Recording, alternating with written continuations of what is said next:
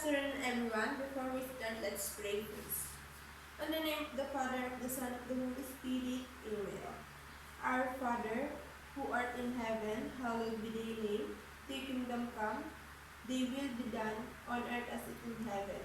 Give us this day our daily bread, and forgive us our trespasses, as we forgive to those who trespass against us. And lead us not into temptation, but deliver us from evil. Amen. In the name of the Father, of the Son, of the Holy Spirit. Amen. So good afternoon again, everyone. My name is Lizeth Locquiao, and I'm your teacher in basic baking. So the learning outcomes of our lesson is, first, at the end of the lesson, the learner should be able to first is to identify the major ingredients in baking. And the second one is to differentiate the major ingredients in baking and their uses and effect in baking. I have a question to you. What is your favorite cake? Raise your hand if you want to answer. Ubi cake, vanilla cake, chocolate cake, who else? Cheesecake. Okay, thank you who answered my question. Let's proceed in our topic. Major ingredients in baking. First is flour.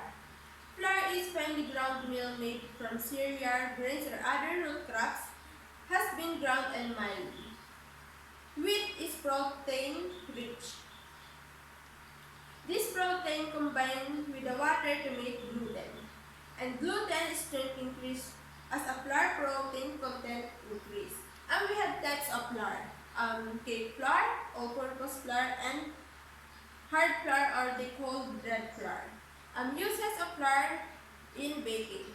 First is to provide structure, texture, and color to the baked products. Number 2 is to provide nutritive value to baked products. And third is used as thickening agent.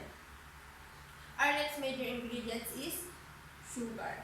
Sugar is a sweet, soluble organic compound that belongs to the carbohydrate group of foods. They are simplest to digest among all carbohydrates. We have example of sugar. Granulated sugar or white sugar, brown sugar, and powdered sugar. And the effect of sugar in baking. First, to improve the nutritive value, flavor, and aroma of product. Number 2 is to serve as food of the yeast. And number 3 is to contribute the moisture content of baked products, increasing its storing quality, or acts as creaming agent. Number 3 is egg. Egg is the yolk of the egg. White contains protein, so whole eggs are their separated components, may be used to set liquids. The uses of eggs in baking. Number 1, eggs provide leavening agent, add color, texture, flavor, and the richness of the butter, and act as stabilizer in mixture. Number 2, eggs are used as thickening agent. And number 3, egg whites are used to make syrup. Shortening. Shortening is any fat which, when added to the flour mixture, increase tenderness.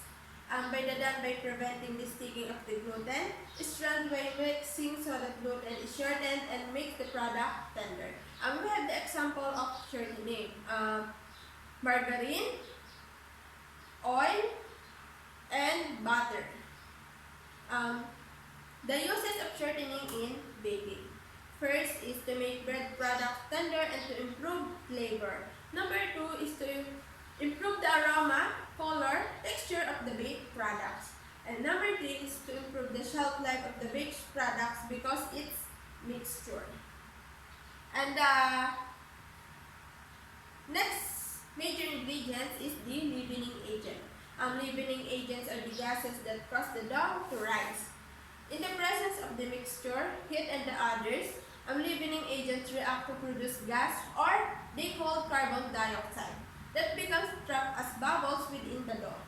The function of leavening agent in baking is the leavening agent is the expansion of the dough or batter produce a volume increase which improve the product's texture and appearance. Oh, what is your question? What is the example of the leavening agent? The example of the leavening agent is the yeast, baking powder, and the baking soda. And the last of our major ingredients is the liquid ingredients. Liquid ingredients provide the moisture to rehydrate and active the yeast and bring together the flour and any other dry ingredients to make the dough.